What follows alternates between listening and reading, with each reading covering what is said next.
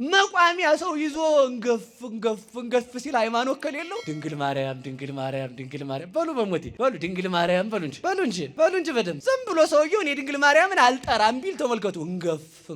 እንገፍ ሲል መቋሚያውን ይዞ ድንግል ማርያም ምርኩዝ ናት፣ ድንግል ማርያም ምርኩዝ ናት እያለ ነው። በቃ ምርኩዝ ናት። አዎ ድንግል ማርያም። አሁን ሰውም ያገኘውን ነው እየተሳደበ የሚሄደው አይደል? እኛም ቤት ገብቷል። ያገኘውን ጥርግርግ አድርጎ የሚሳደብ የማይመርጥ ሰው ማለት ደግሞ ምንድነው ችግሩ? ጆሮ አይሰማም። ምን አይሰማም? በሉ ንገሩኝ እንጂ እንሰማለን። እኛ እንሰማለን። ከባብ ለመሻል እኮ ቢያንስ መስማት አለበት ሰዋል። እንሰማለን። እግዚአብሔር ነግሮን ሰምተነዋል። እግዚአብሔር ቁረቡ ብሎን ቆርበናል። ታረቁ ብሎን ታርቀናል። ቂም ተው ብሎን ትተናል። ዘረኝነት ተው ብሎን ትተናል። ጹሙ ብሎን ጾመናል። አልጾምንም። ጆሮአችን አልሰማል። ለዚህ ነው ነቢዩ ምን አለ? የእግዚአብሔርን ቃል የማትሰማ ጆሮ ትቆረጥ ብሏል። ተመልከቱ። እባብ ከተጎዳው ነገር ሁሉ ባይኑ እያየ በትርን የሚፈራ ከሆነ ተመልከቱ። በትር ድንግል ማርያም ከሆነች እንዴት አድርጎ ይፈራታል የሚለውን ሐሳብ ነው እንድትረዱት የምፈልገው። ፈርቷት ነበር። መጣቻውን መታ ምንድነው ያለችው? እባክህ ልጄ ይችን ነፍስ ማርልኝ ስትል አይ ይችማ እኔንም ቅዱሳንንም ክዳለች አልምርም ሲላት ምንድነው ያለችው? እባክህ ልጄ ለዘጸዋ ስመኪ ወለዘ ገብረ ተስካረኪ ስምሽን ለጠራ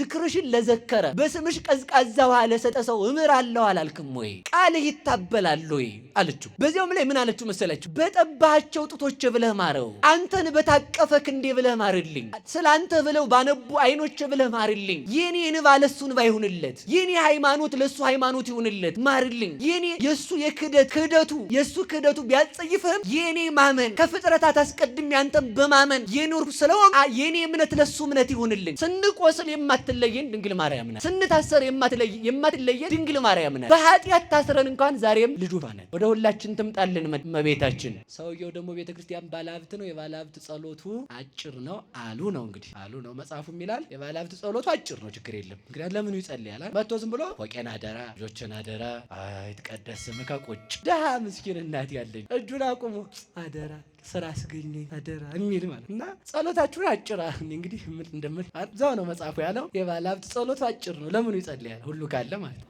በስመ አብ ወወልድ ወመንፈስ ቅዱስ አሐዱ አምላክ በባህሪው ሞት በመንግስቱ ሽረት የሌለበት የአባቶቻችን አምላክ ቅዱስ እግዚአብሔር አምላካችን ጌትነቱን እንደ ነገስታት በጉልበት እንደ ካህናት በሀብት እንደ ጣዖታት በሐሰት ያላደረገ ዓለምን ፈጥሮ የሚገዛ ምስጋና ከባህሪው እየፈለቀለት ሲመሰገን የኖረ ፍጥረታትን ምንም ጥቅም ለሱ የሚረባው የሚጠቅመው ነገር ሳይኖር ከባህሪው ቸርነት የተነሳ መላእክትን ደቂቀ አዳምን ለምስጋና ሌሎችን ለአንክሮ ለተዘክሮ የፈጠረ አምላካችን ስሙ ለዘላለም የተመሰገነ ይሁን።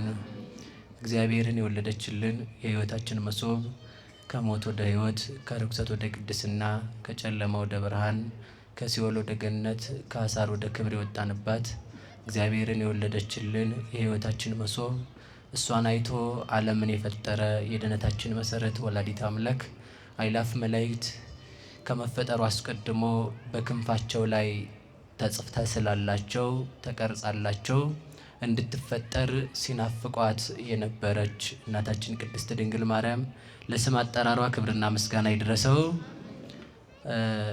በደንብ አሜን አትሉም አይደል? አንዳንድ ጊዜ ስሟ የተመሰገነ ይሁን። ጻድቃን ሰማዕታት፣ ደናግል መነኮሳት እንደየክብርና እንደየሞገሳቸው ክብርና ምስጋና ይድረሳቸው። ክቡር መምህራችን መላከ ብርሃን ሙላት ክበቤ የካቴድራሉ ዋና አስተዳዳሪ፣ ክቡር መምህራችን መምህር ላይከ ጽዮን አፈወርቅ የዚህ ታላቅ ቤተ ክርስቲያን ጸሐፊ፣ ክቡር መምህራችን የኔታ መምህር ምስክር ጌታ ነው የዚህ ታላቅ ቤተ ክርስቲያን የስብከተ ወንጌል ኃላፊ፣ ክቡር መምህራችን መጋቤ ሐዲስ መምህር የኔታ ሳሙኤል የዚህ ታላቅ ቤተ ክርስቲያን የአዲስ ኪዳን የትርጓሜ መምህርና የቅኔ መምህር፣ ክቡራን ሊቃውንተ ቤተ ክርስቲያን አባቶች፣ ታላቁ እኔ እንኳን በዛው ቀሲስ ብሎት ይሻላል አይደል? አባታችን እንደዛው ነው የሚሻል። አይ ሙያቸውን ንቄ አይደለም አይደል? እንደዛ አይደለም። በክህነቱም አባት ናቸው። በሁሉም በያሬዳዊ ዜማም እኛንም ተረድተው በእኛም የሚዘምሩልን የዕለቱ ተጋባዥ መምህራችን በወንጌልም እውነቴን ነው ቢቆሙ ከኔ በላይ ያስተምራሉ። ምናልባት አንዱን ብለው ነው እሳቸው እንጂ ቀሲስ አሸናፊ ክቡራን ሊቃውንተ ቤተ ክርስቲያን አባቶች፣ ስማችሁን ያልጠራኋችሁ ይቅርታ እየጠየቅኩ የቅድስት ቤተ ክርስቲያን ልጆች ምእመናን፣ ሴቶችም ወንዶችም አንድ አምላክ በሚሆን በአብ በወልድ በመንፈስ ቅዱስ ስም እንደምን አመሻችሁ? እንደምን አመሻችሁ? እንደምን አመሻችሁ? እግዚአብሔር ይመስገን ያስባላችሁ። እግዚአብሔር ይመስገን። ያው የኔታ እንደዛ እንዳሉኝ አይደለሁም፣ እንደዛ ብላችሁ እንዳትጠብቁ። እሳቸው ፍቅረ ቢጽ የበዛላቸውም ስለሆኑ እዚህ ጋር ያሉት ሊቃውንቱ ማስተማር በፍጹም እጥፍ እጥፍ አድርገው እንደሚያስተምሩ እግዚአብሔር ምስክሬ ነው፣ እርግጠኛ ነኝ። እና እሳቸው ፍቅረ ቢጽ የበዛላቸው ስለሆኑ እንደዚያ ብለው እኔን አሉኝ እንጂ እኔ በምታስቡት ልክ እንኳን ሰው ትል ተብሎ ለመቆጠር የማያበቃይ ሰው ነኝ። ይሄን ደግሞ ስላችሁ ለትህትና ምናምን አይደለም፣ አዛኘን፣ እውነቴን ነው። በዚህ እርግጠኛ ሆኜ የምነግራችሁ ማለቴ ነው። ሰው መቼም ራሱን ትንሽ ትንሽ ቢሆንም ያውቃል አይደል? በደንብ ባላቀውም ራሴን እኔ ደካማነቴን ነው የማውቀውና እግዚአብሔር ቤተ ክርስቲያንን ብላችሁ ነው የመጣችሁት። የሰበሰበን አምላክ የተመሰገነ ይሁን። የመጣችሁበትን ሁላችንም አንዳንድ ጎደሎ አለብንና ጎደሏችንን የምንመላበት ትምህርት እንዲያስተምረን እግዚአብሔር መልካም ፈቃዱ ይሁንልን። ስለዚህ ሁላችሁም ቢሆን ትምህርት ስንማር ምንድነው ማድረግ ያለብን? ጉድለታችንን እንድንሞላ እንድንማር እፈልጋለሁ። ሁሌ ስንማር ጉድለት ለመሙላት አንድ ቤት ቢኖረው ሰው ክረምት ሲመጣ ካልከደነው ጥቅም የለውም አይደል? ጥቅም አይሰጠውም። እና ሰው ሲማር በህይወቱ ላይ ለውጥ ለማምጣት እንዲሆን ለኔም ለእናንተም እግዚአብሔር ያድርግልን። እኔም ትንሽ በተቻለችኝ መጠን በጣም ጥቂት የዝናብ ጠብታ ማታክል እንኳን ትንሽዬ ነገር ተምሬ አሁንም ራሴን አላስተካከለኝም። እንዲያስተካክለኝም ጸልዩልኝ። እናንተንም በሰማችሁት ቃል እንዲያስተካክላችሁ እግዚአብሔር ይርዳችሁ። ስንማር ስለዚህ ምን ለማለት ነው? በሉ ለመስተካከል በሉ እስኪ ምን ለማለት ነው? እውነቴን ነው። ሁልጊዜ ማለት ነው ይሄ በጣም የሚንጫጫ መድረክ ምናምን አይደለም መፈለግ ያለብን። እንግዳ ምንድን ነው ከተባለ ምን ጊዜም ቢሆን ለመስተካከል መማር ነው ያለበት። ሰው ሲማር ለመረጃ አይደለም መማር ያለበት። ይሄ እኮ እውቀት አይደለም። እሺ እውቀታችን እንዲታይ አይደለም እንደዚህ ብሎ እያልን የምንሰብከው ማለት ነው፣ እንድንስተካከል ነው። እና አንድ ሰው ቤቱን አምናም እያፈሰሰ ከሆነ ዘንድሮም ካልከደነው ከርሞም ዝናብ ከከረመበት ቤቱ ሳር እያበቀለ ሰውየው መሰደዱ አይቀርም። ስለዚህ አምና የነበረን የተቀደደ ቤታችንን ሰይጣን በተንኮል የቀደደው ህይወታችን ላይ ኃጢአት የምንሰራበትን በር ለመክደን መሆን አለበት። ስንሰማ ማለት ነው። አንድ ቃል ስትሰሙ ወስዳችሁ እዚያ ላይ መጋረድ አለብን ማለት ነው። እንድናደርገው እግዚአብሔር ይርዳን። ይህን ካልኩ ለተወሰነ ደቂቃ ነው የምንማማረው። የትምህርታችን ርዕስ የሚሆነው እንደ እባብ ብልህ ሁኑ በሚል ይሆናል። እስኪ በሉ እንደምን? ያው ርዕሱን ታውቁታላችሁ። የማስተምረው ብልሃትን ብቻ ሳይሆን እባብን ለምን እንሆናለንና የእባብ ክፋት ነው። 18 የሚደርስ ትርጓሜ አባቶቻችን ተርጉመዋል ስለ እባብ ማለት ነው። 18 ትርጓሜ አለ። እንግዲህ 18ቱን ትርጓሜ ተናገር ብትሉኝ መፈንዳቴ ነው እኔ ራሱ ማለት ነው። ስለዚህ እንደዛ ስለማይሆን ቢያንስ 3 ከነገርኳችሁ ይበቃችኋል ማለት ነው። እየሰማችሁ ነው አይደል? እንግዲህ ይሄንን እናንተ ርዕሱንም ስለምታውቁት ምዕራፉን ባልናገርም ደስ ይለኝ ነበር፣ ግን ልናገር አይደል? እንደ ስርዓቱ የቅዱስ ማቴዎስ ወንጌል ምዕራፍ 10 ቁጥር 16 ላይ ነው ያለው። ታውቁታላችሁ። ባጭሩ ኩኑ ጠቢባነ ከመ አርዌ ምድር ወየዋሃነ ከመ ርግብ ወአነ እፌንወክሙ ከመ አባግዕ ማእከለ ተኩላት። እኔ እናንተን እንደ በግ በተኩላ መካከል እልካቸዋለሁ ያለውን እንግዲህ እየተረጎምኳት ትንሽ ልሂድ። ምን ይላሉ ሊቃውንት ሲተረጉሙት? እንደ በግ በተኩላ በቀበሮ መካከል እልካቸዋለሁ አለ። ቀበሮ በሜዳው ስለሰፈረ በግን ከበረታ ዘግተውበት አይውሉም። ቀበሮ ስላለ በግ ተዘግቶባት አይዋልም። ግዴታ በግ ትወጣለች ነው። እናንተንም አላውያን ነገስታት ስላሉ ከሃዲያን ስላሉ በዓለም ላይ አጋንንት ስለሰለጠኑ እናንተን ከሃዲያን እንዳያገኟችሁ፣ በሰማዕትነት እንዳትሞቱ፣ ሃይማኖታችሁን እንዳትመሰክሩ፣ አላውያን እንዳያስቷችሁ ብዬ ቤት ላይ ገነት ከትቼ የማኖራችሁ አይደለም። ግዴታ ትወጣላችሁ። ስትወጡ ግን ምን ሆኑ አለ? እንደ ርግብ የዋህ እንደ እባብ ብልህ ሁኑ አለ። ሊቃውንቱ ሲተረጉሙት ምን አሉ?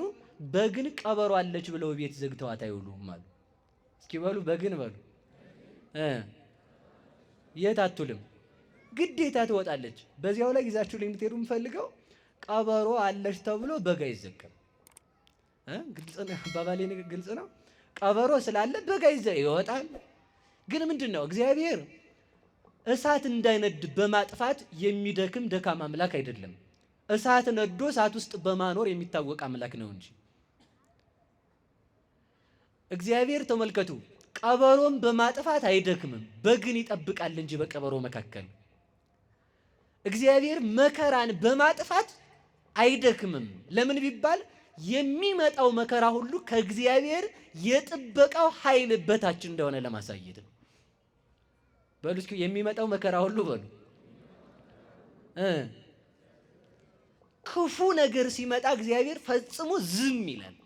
ለምንድን ነው ብላችሁ ከጠየቃችሁ ሳጥናኤል አይደለም ተመልከቱ፣ ሐዋርያትን እኮ አስገርፏቸዋል። የንጉሥ ልጅ ነኝ ብሎ ማለት የይሁዳ ንጉሥ ልጅ ነኝ ብሎ ሐዋርያትን ገብቶ እዚያ ጋር ነው ያሉት እያለ ሽማግሌ መስሎ እነ ቅዱስ ጳውሎስን ሞልጭ አድርጎ 3 ቀን አስገርፏቸው 3 ቀን እሳት አስነድዶባቸዋል።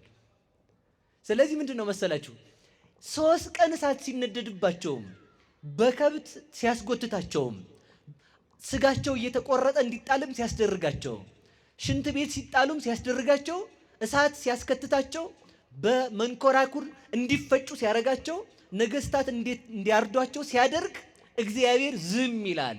ለምን ከተባለ የሰይጣን የመጨረሻ ኃይሉ በእግዚአብሔር ዘንድ ኢምንት ነውና።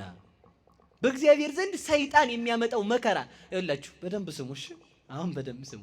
ሰይጣን የሚያመጣው መከራ ገና ከመጀመሪያው እግዚአብሔር ቢያጠፋው በዚህኛው መከራ እኮ አሸንፈው ነበር እንዳይል፣ ሰይጣን የሚያመጣው መከራ ከእግዚአብሔር የረድኤቱ ጥበቃ በታች ነው ማለት ነው።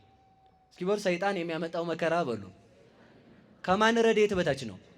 ከእግዚአብሔር ኃይል በታች ነው።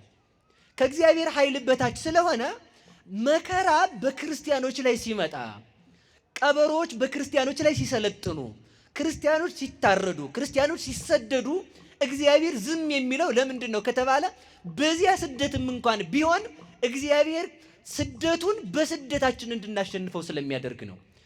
አላውያን ነገስታት የሚያመጡት መከራ ከእግዚአብሔር የረድኤት ጥበቃ በታች እንጂ ከእግዚአብሔር ኃይል በላይ አለመሆኑን ለማሳየት እግዚአብሔር ዝም ይላል። ዝም ብሎ ግን በመከራ እንድናሸንፍ ያደርጋል። ለዚህ ነው ቅዱስ ጳውሎስ ምን አለ? በመከራዬ እመካለሁ አለ። እስኪ በሉ ንገሩኝ እንጂ። ከዚያ ተመልከቱ፣ በምን የምትመካው ስንለው እትሜካ በሕማሜ፣ እኔ የምመካው በበሽታዬ ነው አለ።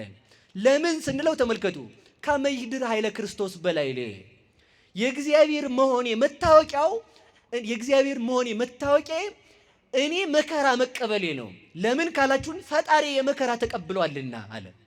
ለዚህ ነው ሊቁ ሲናገር ድውዩ ጳውሎስ ድውያንን ይፈውሳል። በሽተኛው ጳውሎስ ተመልከቱ አካሉ ሳይሆን ልብሱ ይፈውስ ነበር። በሽታ የነበረበት ቅዱስ ጴጥሮስ አካሉ ሳይሆን ጥላው ይፈውስ ነበረ። እነሱ እየሞቱ የሞቱትን ያስነሳሉ። እነሱ እየጨለመባቸው ለጨለመባቸው ብርሃን ይሆናሉ። እነሱ እየታሰሩ የታሰሩትን ይፈታሉ። እነሱ እየተራቡ የተራቡትን ያጠግባሉ። እነሱ እየተቸገሩ ችግረኞችን ነፃ ያወጧቸዋል። ስለዚህ ተመልከቱ፣ በዚህ የተነሳ ተመልከቱ ክርስቶስን ይመስሉታልና መከራ ወደ ክርስቲያን ሲመጣ ዝም የሚለው እግዚአብሔር እርሱን እንድንመስል ስለሚፈቅድ ነውና በመከራ እንድንመስለው መድኃኔዓለም ይርዳን። ይሄን ካልኩ ወደ ነገሬ ብቻ ልሂድ። ርግብንም አልተረጎምም እዛው እባብ ጋር ብቻ ማለት ነው። እስኪ እባብ በሉ። ለመጥራትም ፈራችሁት ማለት ነው አይደል? ጥሩ ነው። ጥያቄ ጠይቂያችሁ ነው ወደ ትምህርቱ የምገባው። እባብ የሚፈራው ምንድን ነው? አቤት፣ እባብ ምን ይፈራል? ሰው ይፈራል? ምንድን ነው የሚፈራው? ምናልባት የህግ አካልም ስላለ ፖሊስ ይፈራል። ይቅርታሽ ፖሊስም አይፈራም፣ ፌዴራልም አይፈራም፣ ምንም አይፈራም። እባብ ምንድን ነው ይፈራው? በሉ እንጂ ሰው። በነገራችሁ ላይ አንድ ነገር ልንገራችሁ። እባብ እግር ያለው ፍጥረት ነበር አይደል? ሁላችሁም እንደምታውቁት የግመል ጊደር ያክል ነበር እባብ ቁመቱ ድሮና ችግር ሲፈጥር እግሩ ነው ልቡ የገባው። የመጀመሪያ ቅጣት የተቀጠው እባብ እግር ማጣት ነው። እዛ ጋር አልሄድም። እግር ሲነሳ አንድ ነገር እግዚአብሔር ነስቶታል። ምን ነስቶታል? ጆሮ ነስቶታል። ምን ንገሩኝ እንጂ። ስለዚህ ይኸውላችሁ እባብ ስታዩ እኔም አድርጌው አውቃለሁ። እባብ እንዳይሰማ ኮቲን ቀስ ብለህ ብትራብ አይሰማምሽ፣ አትልፉ። እባብ አይሰማም፣ ምንም ብትለፉ አይሰማም። ጆሮ የለውም። እግዚአብሔር እባብን ከበደለው በደል ሁለት ነገር ነው። አንደኛው እግሩን አሳጥቶታል። ምክንያቱም ታስታውሳላችሁ ዲያብሎስን ተሸክሞት የወጣ እኮ እግር ስላለው ነበር በተራራ ላይ። አሁን ግን እባብ ገደል እወጣለሁ ቢል ወርዶ ስር ነው የሚያርፈው። አይሆንለትም ማለት ነው። እና ክፉ ስራ መስራት እግር ያሳጣል፣ እግር ያሳጣል ክፉ ስራ መስራት ማለት ነው። እና ተመልከቱ። ከዛ ሁለተኛው በደል ምንድነው? ጆሮውን ነው የለቀለቀው። እግዚአብሔር ጆሮውን ደፍኖታል። እባብ ቢያንስ ብዙ አይነት ነው ያለው። እንግዲህ ጥናት አጥኚዎች እንደሚትሉት ወደ 1000 አካባቢ አይነት የእባብ ዝርያ አለ። እኔ ግን እየነገርኳቸው ያለሁት እግር ስለሌለው እባብ ነው እያወራ ያለሁት። እሺ በዛ እንድትሰሙኝ ብዬ ነው። እቺ እናንተ ጥናት ደግሞ መጥፎ ናታ። እግር ያለው አለ ዘንዶ ምናምን እንዳትሉ ብዬ ነው። እሺ ስለዚህ ምንድነው ያንን ጆሮ ያለው እባብ አለ። እኔ ግን ስለሌለው ነው እያወራ ያለሁት። እግዚአብሔር ጆሮውን ደፈነው። ጆሮውን ስለደፈነው ምን ችግር ይገጥመዋል? አይሰማም። በሉ እንጂ እባብ ይሰማል? እሪ ብንል እባብ ይሰማል? አያችሁ፣ እባብ አንድ ችግሩ አይሰማም። እባብ ሁኑ ማለት ጆሮአችሁን ድፈኑ ማለት ነው? እንደዚያም አይደለም። ጆሮ ካልሰማ እባብ ምን ይፈራ ይችላል? ድምፅ ሰምቶ አይፈራም። እባብ የሚፈራው በትር ነው ይላል። ስለዚህ እባብ ጆሮ ስለማይሰማ ምን ማለት አለበት? ማየት አለበት ማለት ነው። እየሰማችሁ ነው? ሰው ቀጥ ብሎ ከቆመ ግንድ ሊመስለው ሁሉ ይችላል እባብ፣ ምክንያቱም ካልተንቀሳቀሰ። ለዚያ ነው እባብ አፉን ከፍቶ ያገኘውን ሁሉ በጎዳና ድንጋይ የሚሆን ምን የሚሆን ጠቅ እያደረገ ነው የሚሄደው። ጆሮ የማይሰማ ሰው እንደተናደፈ ይኖራል። እባብ የሚባሉ መናፍቃን ናቸው፣ ሌላ ማንም አይደለም። የእግዚአብሔርን ሕግ ሳያውቁ ያገኙትን የሚናደፉ ማለት ያገኙትን የሚሳደቡ ማለት ነው። ወላ ቅዱሳን የለ፣ ወላ እግዚአብሔር የለ፣ ወላ እመቤታችን የለ፣ ማንም አይቀራቸው ማለት ነው። እኛን ተውት፣ እዚህ ጋር ያለነውን ማለት ነው። ሁሉን ምን ችግሩ ምንድን ነው ካላችሁ፣ ጆሮአቸው ስለማይሰማ ያገኙት ሁሉ ምን ይመስላቸዋል? ሕይወት ያለው ጠላት ይመስላቸዋል ማለት ነው። ከዛ የተነሳ ያገኘውን እየነደፈ የሚሄድ አሁን ሰውም ያገኘውን ነው እየተሳደበ የሚሄደው አይደል? እኛም ቤት ገብቷል። ያገኘውን ጥርግርግ አድርጎ የሚሳደብ የማይመርጥ ሰው ማለት ነው። ደግሞ ምንድነው ችግሩ? ጆሮ አይሰማም። ምኑ አይሰማም? በሉ ንገሩኝ እንጂ። እንሰማለን፣ እኛ እንሰማለን። ከባብ ለመሻል እኮ ቢያንስ መስማት አለበት ሰዋል። እንሰማለን። እግዚአብሔር ነግሮን ሰምተነዋል። እግዚአብሔር ቁረቡ ብሎን ቆርበናል። ታረቁ ብሎን ታርቀናል። ቂም ተው ብሎን ትተናል። ዘረኝነት ተው ብሎን ትተናል። ጹሙ ብሎን ጾመናል። አልጾምንም። ጆሮአችን አልሰማ አለ። ለዚህ ነው ነቢዩ ምን አለ? የእግዚአብሔርን ቃል የማትሰማ ጆሮ ትቆረጥ ብሏል። ተመልከቱ። ለዚህ ነው ጆሮአችንን ጭው የሚያደርግ ነገር የምንሰማው። ጆሮአችንን ጭው የሚያደርግ ነገር የምንሰማው እግዚአብሔርን መስማት ስላቃተን ነው። ሁሉ ነገር እንዲስተካከል ከፈለግን እግዚአብሔርን መስማቱን መቀጠል አለብን። እግዚአብሔርን ካልሰማን ጆሮ ጭው የሚያደርግ ነገር አመጣለሁ ይላል እግዚአብሔር። ስለዚህ እግዚአብሔርን የሰማ ሰው ይባላል ማለት ነው። እግዚአብሔርን የሰማ ሰው። ስለዚህ ምንድነው ወደ ነገር የሌድ። ስለዚህ እባብ ጆሮ ስለማይሰማ አይኑ ነው የሚያየው። አይኑ ስለሚያይ ተመልከቱ፣ የሚንቀሳቀስ ነገር ይፈራል። ሰውን በትር ይዞ ካየው እባብ ይፈራል ማለት ነው። በሉ እስኪ በሉ በትር ማን እባብ የሚፈራው ምንድነው? ንገሩኝ እንግዲህ። መድኃኒቱ ምንድነው? እባብ እንዳያየኝ ኮሽ ሳላረግ ልሂድ ብትል አይሰማም። ካየህ ነው የሚሮጠው። ስትንቀሳቀስ ካየህ ይሮጣል። ይሄ በምን ይታወቃል ቢባል ተመልከቱ፣ መንገድ ላይ ብታገኙት እንኳን እንዲህ ስትሉ እሱ ሹልክ ይላል ማለት ነው አይደል? መቼም እባብ ዱላ ለምን ይፈራል ቢባል ይሄን መልሱልኝ የሚል ሕፃን ልጅ አይኖርም አይደል? አናት ግን ይቀጥቅጥ ተብሎ ከተነገረው በኋላ ነው የተለቀለቀው ማለት ነው። ጆሮ የተደፈነው። ስለዚህ በትርን ለምን ይፈራል ቢባል ተመልከቱ፣ አናቱ የሚመታበት ስለሆነ ራሱ የሚቀጠቀጥበት ስለሆነ እባብ በትርን ይፈራል። አሁን እንግዲህ ያዙልኝ፣ እባብ ምን ይፈራል ንገሩኝ እንጂ። እባብ የሚፈራው በትር ነው። ስለዚህ ተመልከቱ፣ በትር ምንድን ነው የሚለውን ጥያቄ እናመጣለን። አሁን በትር ምንድን ነው ከተባለ በትር ድንግል ማርያም ናት ነው መልሱ። በትር ማናት በሉ ንገሩኝ እንጂ። በትር ድንግል ማርያም ናት። በደንብ አድርጋችሁ አስታውሱ። አንድ ነገር ያዙልኝ። እባብ የገደለ በትር እባብ ቢገድልም እራት ይበላል ይበላል? እራት አብሮ አይበላም አይደል? እባብ ስለነካ እሳት ነው የሚከተተው። ገጠር ሄዳችሁ ማየት ትችላላችሁ። መርዙ ስለሚኖር ማለት ነው። አገልጋይ ሁሉ አይጸድቅም። ይሄን ማወቅ አለብን። ያገለገለ ሁሉ እኔ እንግዲህ አሁን ተንኮለኛ አይደላችሁ እናንተ።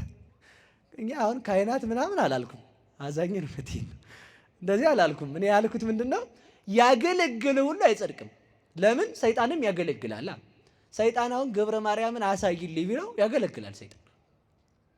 ሰይጣን ለእግዚአብሔር ይታዘዛል እኮ ተመልከቱ። ሰው ነው አልታዘዘው ያለው። ሐዊም ተነግረዋል።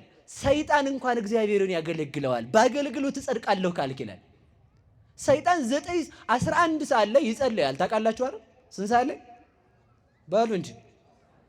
ለምን? አሁን ባለዛሮቹ ምናምን ቀለል ይላቸዋል ማታ ማታ።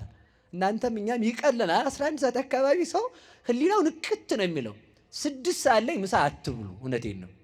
6 ሰዓት ላይ አጋንንት ሰው አዳምን ያሳቱበትም ሰዓት ስለሆነ ይህ ሰው ይሄ አሞቱ የሚፈስበት የሚበተንበት ሰው በፈተና የሚወድቅበት የሚዝልበት ሰዓት ነው። ከተቻለን 6 ሰዓት ላይ ጸሎት ማድረግ ነው ከተቻለን። ያለዚያ ተመልከቱ 6 ሰዓት ላይ አጋንንት የሚያውደለድሉበት ሰዓት ነው። ከዚያ ተለይተው ግን 11 ሰዓት ላይ ግን ይጸልያሉ ማታ። የዚያን ጊዜ ሰው ቀለል ሲለው ዙረት ነው የሚሄደው። ታዲያ አስፓልት ማለት ቀለል ሲልህ እኮ ቤተክርስቲያን ነበር መምጣት የነበረብህ። ከዛ 1 ሰዓት አካባቢ ጸልየው ሲመለሱ ነው ከበድ ብሎት የሚመጣው ማለት ነው። አያችሁ ከበድ ይለዋል መልሶ። ምክንያቱም ጸሎት እንኳን ጸልየው ስለሚመጡ ማለት ነው። ማገልገል መጸለይ ከሆነ ሰይጣንም ይጸልያል። አታጥፋይ ብሎ ነው የሚጸልየው፣ ሌላ ምንም አይደለም። አታጥፋይ ብሎ ይጸልያል ሰይጣንም።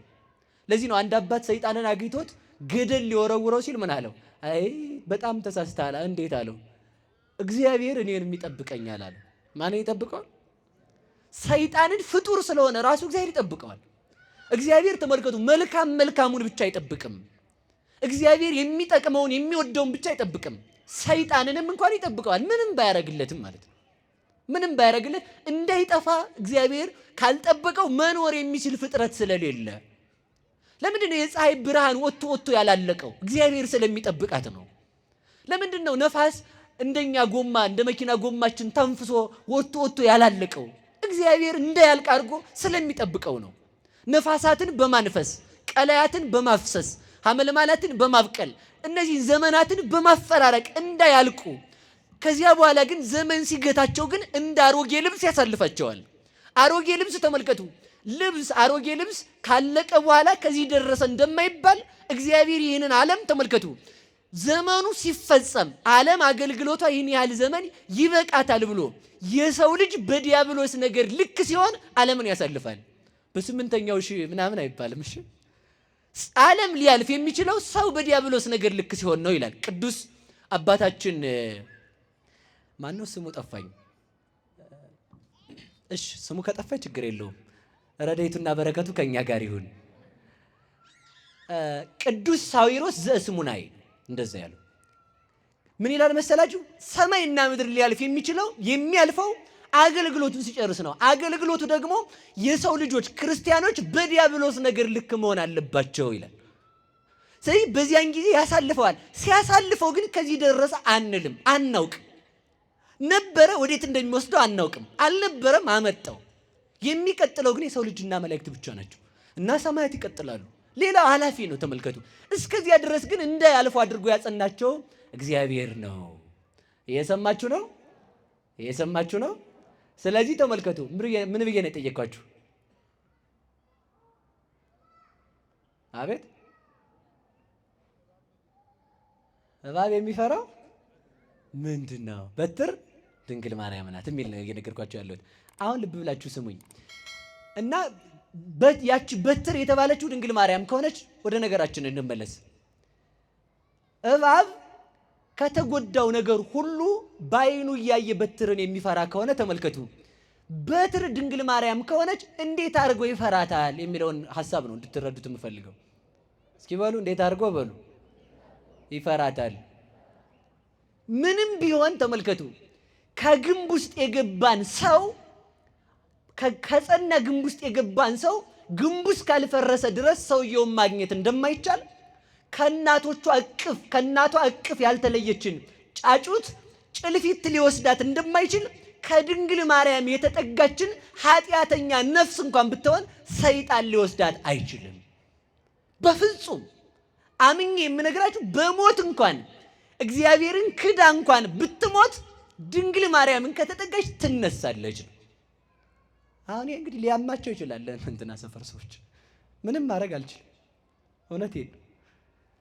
ድንግል ማርያምን አሁን ይኸውልህ እግዚአብሔርን ክዳ እንኳን ቢሆን ሲል ተመልከቱ፣ ድንግል ማርያም ከሃዲ ገነት አታስገባም። በዛው ላይ ይዛችሁልኝ ሂዱ። እሺ፣ የካደ ሰው ገነት አይገባም።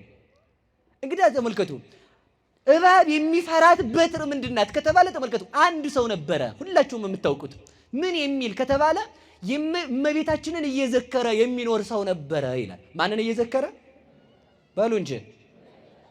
ከዚያ ሀብቱ አለቀ። ሀብቱ ሁሉ ሲያልቅ ሰው ወደማያውቀው ሀገር መሰደድ ነው የተነሳው።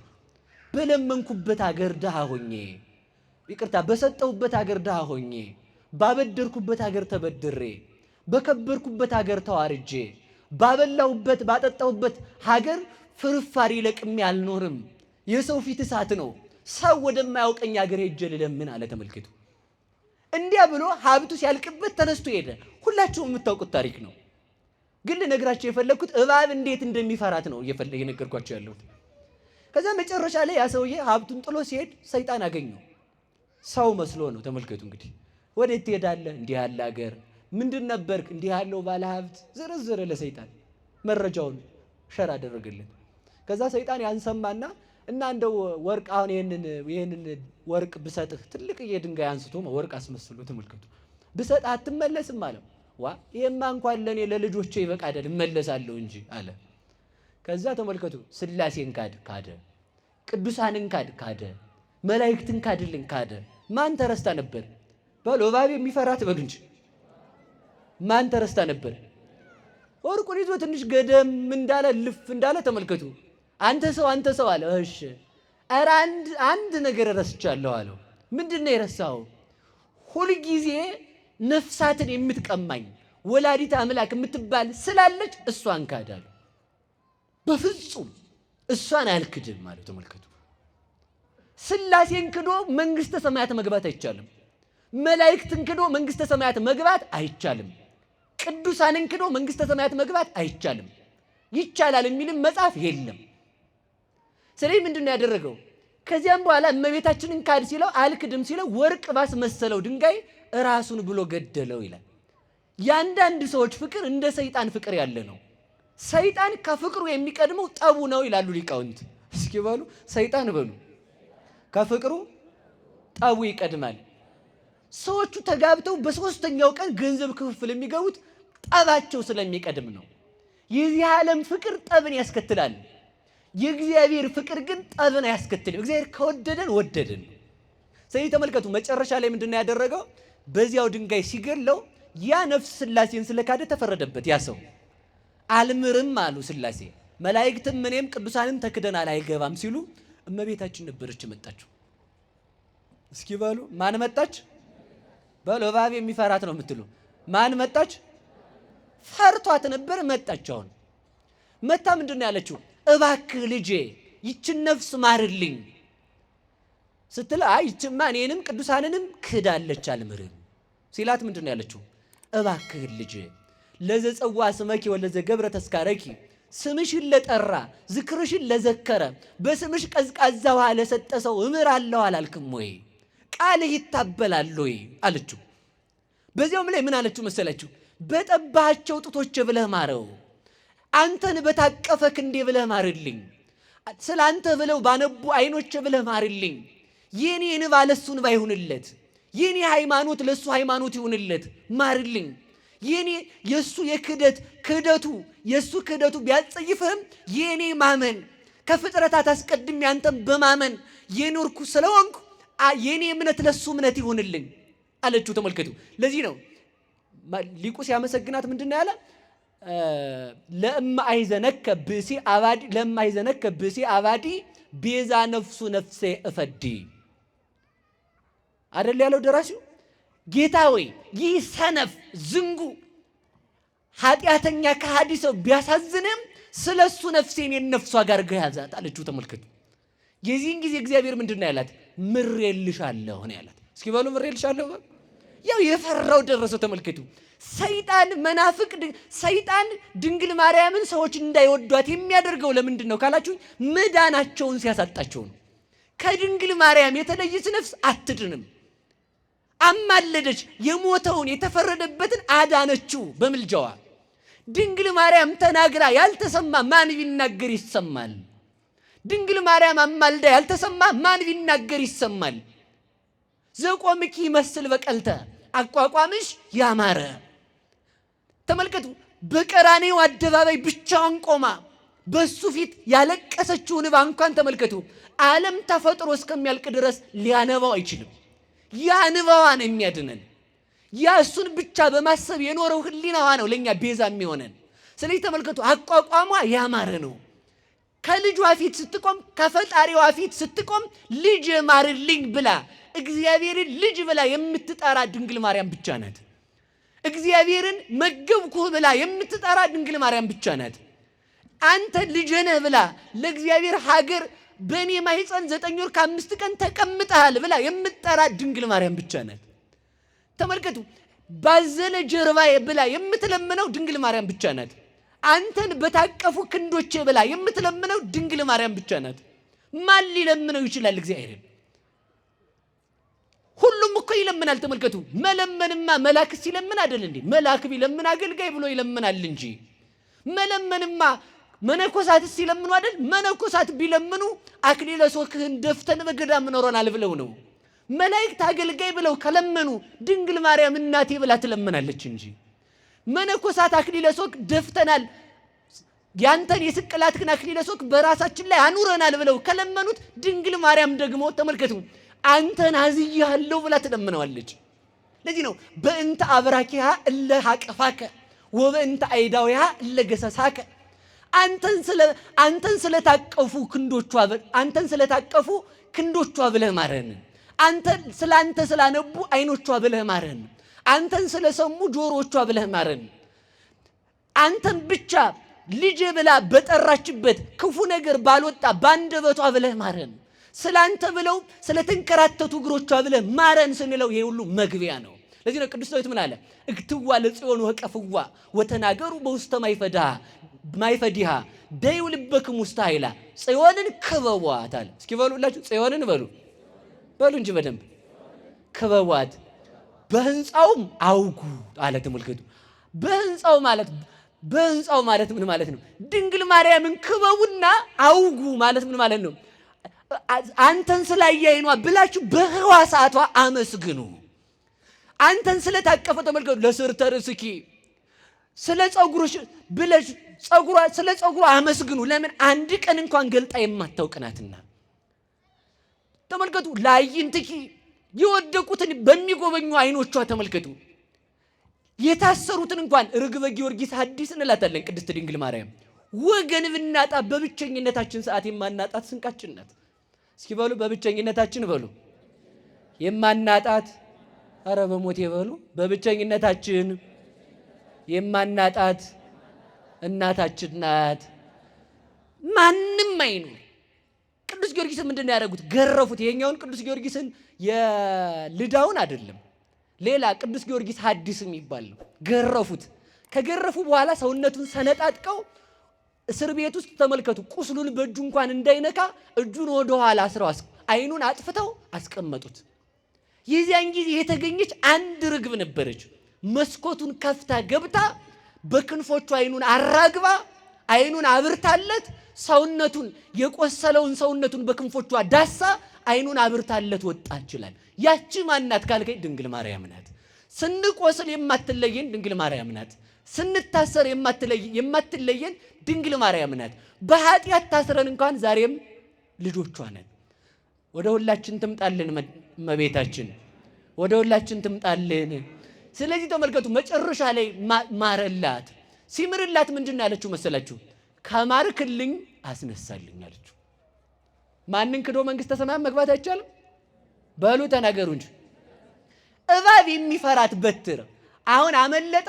አላመለጠም። እባብ ይፈራታል። ይችን በትር ነው የሚፈራት። በዚህች በትር ተመልከቱ፣ ያቺ በትር ያንን እባቡን ተመልከቱ፣ ቀጥቅጣ ለሲኦል የተፈረደውን ሰው ለመንግስተ ሰማያት የምታበቃው በትር ናት። ማንም ወዳጅ በሌለን ሰዓት የምናገኛት ምርኩዛችን ናት። ጠላት በተነሳብን ጊዜ እባብን የምንቀጠቅጥባት በትር ሃይማኖታችን ናት። ሳንወድቅ የምንመረኮዛት በትር፣ ከወደቅን ከውድቀታችን የምንነሳባት ምርኩዝ ድንግል ማርያም ናት። ስለዚህ መቋሚያ ለምን ቤተ ክርስቲያን ትጠቀማለች? አሁን መናፍቃኑ እየተጠቀሙት ነው። እኛ ግን ድንግል ማርያም ብለን ነው የምንጠቀሙ። አሁን እንግዲህ ይጥሉታል። ይህን ሲሰሙ ደግሞ ማለት ነው። እንዴ ተመልከቱ፣ ትልቅ ችግር አለ። በቃ ትርጉሙን ማወቅ ነው ያለብን እኛ አይደል? መቋሚያ ሰው ይዞ እንገፍ ሲል ሃይማኖት ከሌለው ድንግል ማርያም ድንግል ማርያም ድንግል ማርያም በሉ፣ በሞቴ በሉ፣ ድንግል ማርያም በሉ እንጂ በደንብ። ዝም ብሎ ሰውየው እኔ ድንግል ማርያምን አልጠራም ቢል ተመልከቱ፣ እንገፍ ሲል መቋሚያውን ይዞ ድንግል ማርያም ምርኩዝ ናት፣ ድንግል ማርያም ምርኩዝ ናት እያለ ነው። በቃ ምርኩዝ ናት። አዎ ድንግል ማርያም ለምን በትር ሳትወድቅ ትመረኮዘዋለህ? ተመልከቱ፣ ያልወደቁ ጻድቃን ተመልከቱ፣ ያልወደቁ ጻድቃን ወደ ኃጢአት እንዳይወድቁ ሃይማኖትን በትር አድርገው የሚይዙት ድንግል ማርያም ሃይማኖት ክርስቶስን ስለወለደች ነው። ያን ይመረኮዙታል በትርን ሳይወድቁ።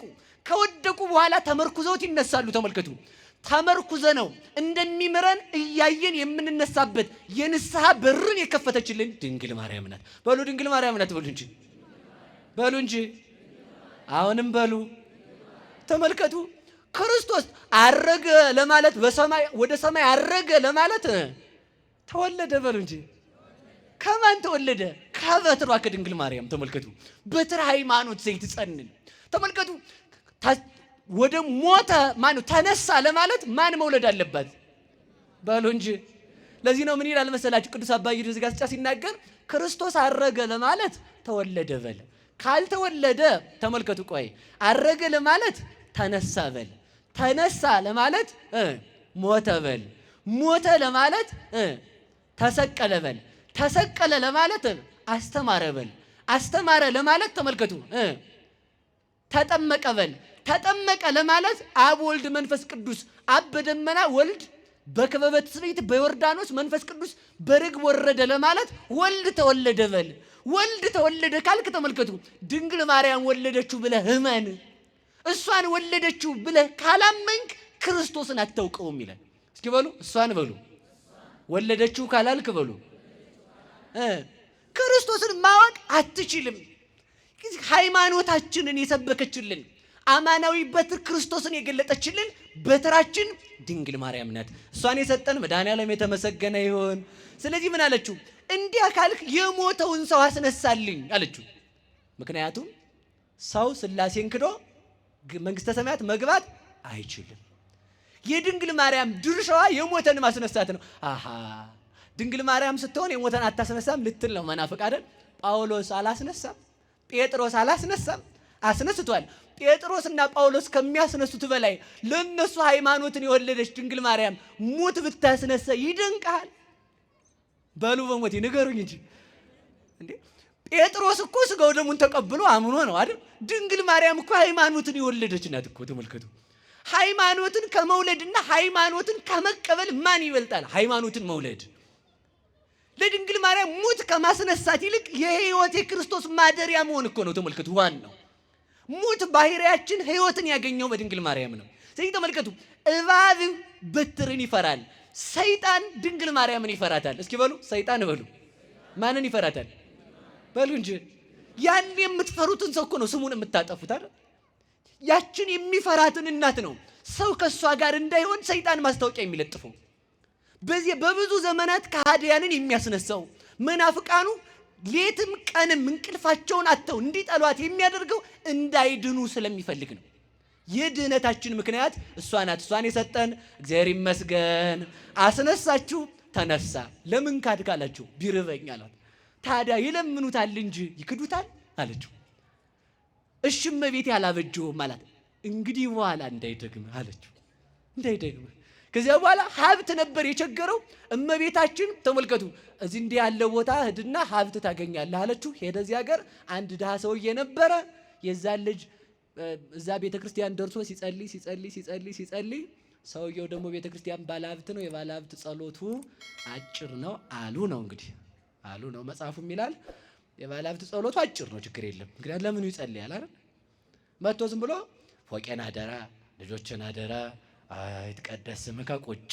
ደሃ ምስኪን እናት ያለ እንጂ እጁን አቁሞ አደራ ስራ አስገኘኝ አደራ የሚል ማለት ነው። እና ጸሎታችሁን አጭራ እንግዲህ ምን እንደምን እዛው ነው መጽሐፉ ያለው። የባለሀብት ጸሎቱ አጭር ነው፣ ለምኑ ይጸልያል? ሁሉ ካለ ማለት ነው አይደል? እንደዛ እንዳይሆን እግዚአብሔር ይርዳን። እሺ ሀብት ፍለጋ አይደለም እኛ የምንጸልየው አይደል? ቢሟላልንም እንኳን ጎደሏችን እግዚአብሔር እስካልገባ አይሞላም። ይሄን ማወቅ አለባችሁ። በቃ በሰባራ ዕቃ ውሃ እንደ መቅዳት ነው። እግዚአብሔር የሌለበት ህይወት ሙሉ አይሆንም።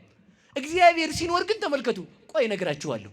እግዚአብሔር ሲኖር ሁሉ ሰላም ያስገኛል፣ በሞት ያፈርሰዋል። ሰው እሳት ውስጥ ሆኖ ሰላም ያገኛል እንዴ? በሉ ንገሩኝ እንጂ። እግዚአብሔር ሲኖር ግን 3 ደቂቃ እሳት ውስጥ እኮ ነው የጸለዩት። እግዚአብሔር ካለ እሳት ውስጥ ሰላም አለ። እግዚአብሔር የሌለበት ሀብት፣ እግዚአብሔር የሌለበት ትዳር፣ እግዚአብሔር የሌለበት እውቀት፣ እግዚአብሔር የሌለበት ስልጣን እሳት ነው። እንቅልፍ አያስተኛም። ማን ይግባ? እግዚአብሔር ይግባ። እግዚአብሔር ወደ ሁላችን ይምጣልን። ጸለየ። ተመልከቱ፣ ጸሎቱን ጨረስ አደረገና ቆጭ ሲል እዛም እመቤታችን አንተ ሰውዬ አለች፣ ልጅህን ለዚህ ሰውዬ አጋባና ሀብቱን አወርሰህ አንተ ማንኩስ እንግዲህ አለችው። ያንን ሰውዬ ከሞት ያስነሳችውን ሰውዬ ተመልከቱ። ያ ሰውዬ ወስዶ ከቤት ልጁን አጋብቶ ወደ ምንኩስናው ሄደ ማለት ነው። ስለዚህ እመቤታችን ማንም የሚፈራት በትራችን ናት። በሞት የነገሩኝ ማንም የሚፈራት። ስለዚህ እባብ የተባለ ሰይጣን ነው። ሰይጣን የሚፈራት በትራችን ድንግል ማርያም ናት። እሷን የሰጠን እግዚአብሔር ይመስገን። እስኪ በሉ አንድ ጊዜ እባብ የሚፈራት በሉ። በትር ሃይማኖት ቅርታ ድንግል ማርያም ናት። እችን ብቻ ተናግሬ ትምህርቴን እጠቀልላለሁ። ያው እንግዲህ ሰዓት ስለሌለ አንድ ስለ እባብ ብናገር ደስ ይለኝ ነበር። ተመልከቱ፣ ድንግል ማርያም ካለች ተመልከቱ፣ ሰይጣንን በውሃ ማሸነፍ ይቻላል። በማን በሉ እንጂ። ከሰይጣን ጦር የድንግል ማርያም ውሃ ጉልበት አለው። ይህን በደንብ ወቁ። በዓለም ላይ ከተሰበሰቡ ከባለስልጣናት ኒውክሌር የድንግል ማርያም ውሃ ጉልበት አለው። እንቅጩን ነው የምናገር፣ እውነቷን ማለት ነው። አሁን ተመልከቱ፣ ሐዋርያት ሲሰደዱ ይችንን በትር ይዘው ተሰደዱ። እስኪ በሉላችሁ፣ ሐዋርያት ሲሰደዱ በሉ ማንን ይዘው ወጡ? በሉ እንጂ። እባብ አለ እኮ ተመልከቱ። በቀበሮ መካከል ለመሄድ እንደ እባብ ብልህ መሆን ብሏል። በእባብ መካከል ለመሄድ ደግሞ እባብን የሚቀጠቅጡበት ምን ያስፈልጋል? በትር ያስፈልጋል። በትር ተመልከቱ፣ ጭቃ ቢሆን ተመርኩዘህ ታልፋለህ። ችግር ቢያጋጥምህ ትመታበታለህ። እንዳትወድቅ ትመረኮዘዋለህ። ከወድቅ ተመርኩዘህ ትነሳበታለህ። ስለዚህ ተመልከቱ፣ ያችን በትር ነው ይዘዋት የሄዱት። ክርስቶስ ተመልከቱ፣ ሲያስተምርም እናቱ አልተለየችውም። ግን የአምላክ እናት ነኝ ብላ ግን መድረክ እየተመራላት አንድ ቀን ቆማ አታውቅም ድንግል ማርያም። የትኛው ቦታ ነው ድንግል ማርያም መድረክ ላይ ያያችኋት? የትኛውም ቦታ የለችም። ማለቴ ግለጡኝ አላለችም። ግን እኮ አለች። ተመልከቱ፣ በሞቱም በስደቱም በትንሣኤውም በእርገቱም ያልተለየች እናታችን ድንግል ማርያም ናት። ያቺ በትር ተመልከቱ፣ ለሐዋርያት መንፈስ ቅዱስ ሲወርድላቸውም አብራ ነበረች። ሐዋርያት በኢየሩሳሌም ሲያስተምሩም አብራቸው ነበረች። ማን በሉ? ድንግል ማርያም በሉ እንጂ። ድንግል ማርያም ምናችን ናት? በሉ በትር በሉ እንጂ። ምናችሁ ናት? እንግዲህ ምርኩዜ ድንግል ማርያም ማለት አለብን። ምርኩዜ። ያችን ይዞ ማን ተሰደደ? ቅዱስ ጳውሎስ። አንድ ቃል ቅዱስ ጳውሎስ ወደ ሀገረ ስብከቱ ሄዶ ብዙ ሀገሮችን አስተምሯል። እኔ ቅዱስ ጳውሎስ በጣም ነው የሚገርመኝ፣ እነግራቸዋለሁ ሰዓት ካለ እና እልዋሪቆን የሚባል ሀገር ሄደ። ወበጽሐ ጳውሎስ ሀገረ እልዋሪቆን ዘውእቱ ጽንፈ ምድር ይላል አይደል? ቅዱስ ጳውሎስ እልዋሪቆን የሚባል ሀገር ደረሰ ይላል። እስኪ በሉ ቅዱስ ጳውሎስ በሉ። የት ደረሰ? እልዋሪቆን በሉ እንጂ እስኪ በደንብ። ይቺ ውሃ የሚበዛባት ሀገር ናት። እዛ ሲደርስ የምድር ዳርቻ ነው። እኔ በጣም ይገርመኛል። ቅዱስ ጳውሎስ መሬትን ሁሉ አስተምሮ ጨርሶ በረዶ ሀገር ውስጥ ሁሉ ገብቶ በረዶ ውስጥ እግዚአብሔር የፈጠረው ፍጥረት ካለ ላስተምር ብሎ የገባ ነው። እግዚአብሔር ተገልጦ ወዳጄ ጳውሎስ ዓለምን ሁሉ በቃሌ ጣዕም አረሰረስከው፣ ከዚህ በኋላ ሀገር የለም ተመለስ ብሎ እግዚአብሔር ያናገረው ምርጥ ዕቃ ነው ቅዱስ ጳውሎስ። ስለዚህ ተመልከቱ፣ እሱ ምን አደረገ መሰላችሁ? አንድ ሀገር ይቺ እልዋሪቆን የምትባለው ሀገር በአጥር የታጠረች ናት። አጥሩ ላይ ክታብ አለ። ታውቃላችሁ፣ እንደዚህ ስዕል ነገር እንደዚህ የህንድ ቤት አይታችኋል። እንደዚህ ዝም ብሎ ንድፍ ጌጣጌጥ ምናምን ይወዳሉ። እና እንደዛ አጥሩ ላይ ክታብ አድርገውበታል። ምን መሰላችሁ? እንግዳ ሰው ሲመጣ ይጮሃል ያ ክታብ። አሁን ይሄ እንግዲህ ሊያናድዳችሁ ይችላል፣ እውነቴን ማለት ነው። ግን ልንገራችሁ፣ ለምሳሌ ሰው ጠጋ ሲለው መኪና አይጮህም? አላርሙ አይጮህም? የእናንተ መኪና እንኳን ይጮሃል ማለት ነው። እና እዚያ ክታብ ላይ ሰይጣን አድሮ እንግዳ ሰው ከመጣ ተመልከቱ፣ እንግዳ ሰው መጥቷል ወታችሁ ግደሉት ብሎ ይጮሃል። ማን? አጥሩ ላይ የተሰቀለው አሸንጉሊት ማለት ነው። ከዚያ ተመልከቱ፣ ቅዱስ ጳውሎስ ወደዚያ ሀገር ሲደርስ ባህሩን ተሻግሮ በሩ ጋር ሲደርስ እሪ ያለ አሸንጉሊት፣ የክርስቶስ ደቀ መዝሙር መጥቶላችኋል፣ እንግዳ ሃይማኖት ይዞ ወታችሁ ግደሉት አለ። የዚያን ቀን ደግሞ ለጣዖት መስዋዕት ሊያቀርቡ አደባባይ የተሰበሰቡበት ቀን ነበረ። እስኪ በሉ እባብ የሚፈራት በሉ። በትር ማናት? ማንን ይዞ ነው የተሰደደው? በሉ ንገሩኝ እንጂ። የትም ሂዱ፣ ማን ብቻ ከኛ ጋር ትኖር? በሉ እንጂ። ሁሉም ሰው ተሰብስቦ ቅዱስ ጳውሎስን ለመግደል ወጣ። ቅዱስ ጳውሎስ ፈርቶ ከቀበሮ ጉድጓድ ገባ። በጣም ነው የሚገርም። ሊገሉ የሁለ ሰውማ ቢመጣ እንግዲህ ቲማቲም ሊያረጉት ሁሉ ይችላሉ። እንግዲህ ትንሽ አደርሳቸው። ከዛ እዚያ ቀበሮ ውስጥ ጉድጓድ ውስጥ ገብቶ ደግሞ የሚበላ ደግሞ አላዘ፣ ራበው። እንግዲህ አሁን እኛ ምንድን ነው የምንል? በተለይ አንድ ቤተክርስቲያን ብቻችንን አሰርተን ከተቸገረን ከራበን ረዳያ ይገርማል። ይሄን ቤተክርስቲያን የነበር ያሰራሁት ለኔ ያልሆነ እግዚአብሔር ይኸው ድሃ ነኝ ዛሬ በቃ ሰጥቼ ነው የሚል ሰው። ለእግዚአብሔር ስትሆኑ መከራ አይንካኝ አትበሉ ነው። ቅዱስ ጳውሎስ የእግዚአብሔር ደቀ መዝሙር ነው።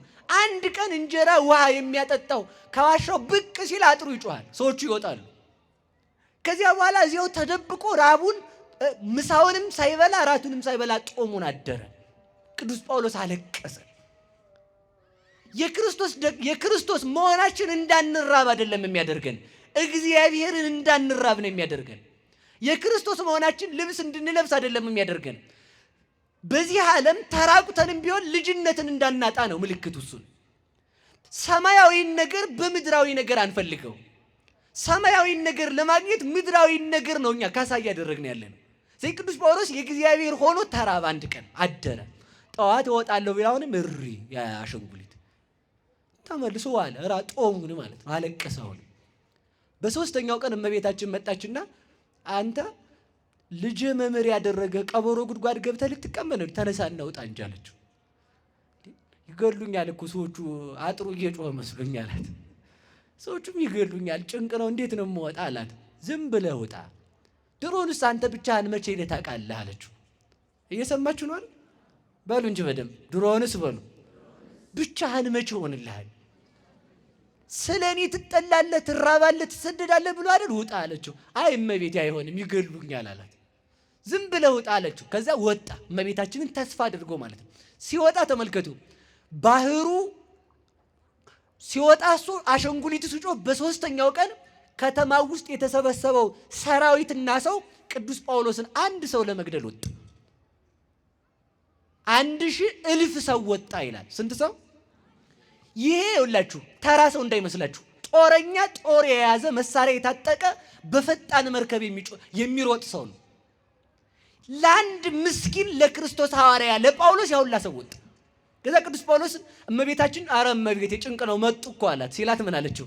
ዝም ብለህ ውሃውን በእጅህ እንደዚህ ፍን አድርገህ በክርስቶስ ስም እያልክ ርጫቸው አለችው። እንደው እኮ ይገርማል። በማን ስም?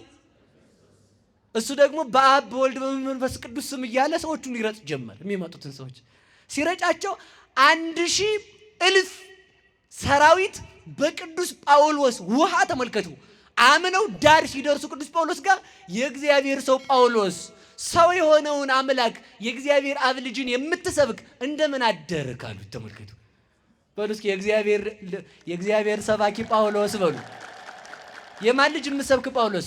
ቆይ የማን ልጅ የምትሰብክ በሉ እንጂ ንገሩኝ። የእግዚአብሔር ልጅ ማን አስተማራቸው? ተመልከቱ ድንግል ማርያም አብራው ነበረች። ቅዱስ ጳውሎስ ግን ቀና ሲል የለችም፣ አላያትም፣ ተሰውረዋለች። ሌሎቹ ሰዎች ግን በደመና ሆና ተመልከቱ ስትባርካቸውና ሕሊናቸውን ስታበራ የቅዱስ ጳውሎስ የ3 ቀን ረሃብና መከራ ስንት ሰው አሳመነ? 1000,000 ወታደሮችን አሳመነ። ጦር የያዙትን ሰዎች በድንግል ማርያም በአማናዊት በትር በድንግል ማርያም ማርኮ የእግዚአብሔር ልጆች አደረጋቸው። ክብር ለድንግል ማርያም ይሁንልን በእውነቱ ማለት ነው። ከዚያ ተመልከቱ ቆይ አንድ ጊዜ ቆይ ዝም በሉ። 18,000 ወታደር በፈጣን መርከብ ከኋላ ተሰልፎ መጣ። ስንት ሺህ? በሞቴ ነገር 18,000 ማለት ነው። ይሄ ሁሉ ጦር የያዘ መሳሪያ የሰበቀ ቀስት ያሰረረ ሰው ነው። ተመልከቱ ያንን ሁሉ ወታደር ተመልከቱ። እንደ ልማዱ ቅዱስ ጳውሎስ ተመልከቱ በድካም እኮ ነው ክርስትና የሚሸነፈው። ድንግል ማርያም ካለች ውሃ መሳሪያ ነው፣ አለቀ። እግዚአብሔር ከኛ ጋር ከሆነ ዝምታ መሳሪያ ነው። በቃ ከእግዚአብሔር በደካማ ነገር የሚገለጥ አምላክ እንጂ በኃያል ነገር አይገለጥም። በጦርማ ነገስታቱ ሲያሸንፉ አይደል? እግዚአብሔር በዝምታ ያሸንፋል እንጂ። ተመልከቱ ተዋግቶማ ታግሎማ ቦዲጋርድንም ይጥላል አይደል? ቢውልደር ነው ምናምን የምትሉ እሱም ታግሎ በጉልበት። እግዚአብሔር በጉልበት ብቻ አይደለም የሚያጠፋ። ተመልከቱ በኃይል 70 ሰዶምን አጠፋ፣ 70 ገሞራን አጠፋ፣ ዲያብሎስን ከስልጣኑ አወረደ። ልብን በመባረክ ደግሞ ተመልከቱ ግብፃውያንን ልባቸውን ማርኮ ሀብት ለእስራኤል አሰጠ። ምናቸውን ማርኮ? በሞቴ ንገሩኝ። ልባቸውን ማርኮ ገንዘብ ስጡን ሲሏቸው እንካችሁ ውሰዱ አሉ። ተመልከቱ ታቦተ ጽዮንን ማርከው የወሰዷትን ሰዎች ተመልከቱ በቁስል መጥቶ ሕሊናቸውን ማርኮ ያለ ጦር ነው ታቦተ ጽዮንን የመለሳት። እግዚአብሔር በዝምታ ይዋጋል። እግዚአብሔር በምን ይዋጋል? እግዚአብሔር በደካማ ነገር ስራ ይሰራል። የግብፅን ባህር ሲከፍል ሲምንቱ አላወከም፣ ጠጠር አላመጣም፣ ድንጋይ አላስጫንም። በሸንበቆ በትር ነው ባህር የሚከፍለው እግዚአብሔር ኃያሉን ነገር የሚሰራው በደካማ ነው። ኃያሉን ዲያብሎስን ያሸነፈው በሚደክም ስጋ ነው ይላሉ አባቶቻችን። እስኪ በሉ ኃያሉን በሉ። ያሸነፈው በምንድን ነው? እንዲህ ይላሉ ሊቃውንቱ። ጥቀ እመሞኦ ምንድነው? እመሞኦ ኃያል ለድኩም አሉ። ኃያል ደካማ ቢያሸንፍ ድንቅ አይደለም፣ ደካማው ኃያል ቢያሸንፍ እንጂ። እስኪ በሉ ኃያል በሉ። ደካማ ቢያሸንፍ ድንቅ አይደለም በሉ እንጂ። ብረት እንጨትን ቢሰብረው ድንቅ ነው እንዴ? አይደለም። ዲያብሎስን ተመልከቱ በመለኮቱ ቢያሸንፈው፣ መልአክን ሰዶ እንዲያሸንፈው ቢያደርገው ድንቅ አይደለም? እንግዲያውስ ተመልከቱ የሚበላ ስጋ የማይበላ ዲያብሎስን ሲያሸንፈው ነው እንጂ ድንቅ። የሚሞት ስጋ ዲያብሎስን ድል ሲነሳው ነው እንጂ ድንቅ። የሚፈርስ ስጋ የማይፈርስን ሲያሸንፈው ነው እንጂ ድንቅ። የሚደክም ስጋ የማይደክም ዲያብሎስን ሲያሸንፈው ነው እንጂ ድንቅ። የሚጨልምበት ስጋ ተመልከቱ ብርሃን ለብሶ የነበረ ዲያብሎስን ሲያሸንፈው ነው እንጂ ድንቅ። እመሞ መንክር ኃያል ለድኩም። ድንቅስ ምንድነው ትለኝ እንደሆነ ደካማ ኃያሉን ሲያሸንፈው ነው። እስኪ በሉ ደካማ በሉ። ማንን አሸንፈው? ግን ሰው የሆነች ግን ዲያብሎስን የምታሸንፍ ግን 3 ክንድ ከስንዝር ግን ዲያብሎስ ሊያሸንፋት የማይችል ግን ተመልከቱ በዚህ ዓለም የተወሰነች ኃያል የሆነ ዲያብሎስን የምታሸንፈው እናታችን ድንግል ማርያም ናት። እሷን የሰጠን እግዚአብሔር ይመስገን። ከዚያ እነዚያን 18,000 ሰው እንደመጡ እንደለመደው በውሃ እርጭት ታረጋቸው። በስሙ ለእግዚእነ ኢየሱስ ክርስቶስ ሲላቸው ተመልከቱ ጦራቸውን አወረዱና የእግዚአብሔር ሰው ጳውሎስ እንደምን አለ አሉት። ተመልከቱ፣ የእግዚአብሔር አብ ልጅ የሆነውን ወልድን የምትሰብከው እንዴት ነህ አሉት። እንኳን ወደ ሀገራችን በሰላም መጣ። እንዴ እኮ ተመልከቱ፣ ሊገድሉት የወጡትን ሰውዬ ሰግደው ተቀበሉት። ከዚያም በኋላ ምን አደረገ መሰላችሁ? መርከቦቹን እዚያው አሉበት ላይ ባህሩ ከ13 እንዲከፈል አደረገው። ከስንት በሉ ንገሩኝ እንጂ ምን ማለት ነው? ከ12ቱ ክፍል የ12ቱ ሐዋርያት ምሳሌ ነው። አንዱ የቅዱስ ጳውሎስ ምሳሌ ነው። 13ኛው ከሐዋርያት በኋላ ተጠርተህ የሐዋርያት ማይረግ ያለ ሲለው ነው ቅዱስ ጳውሎስን።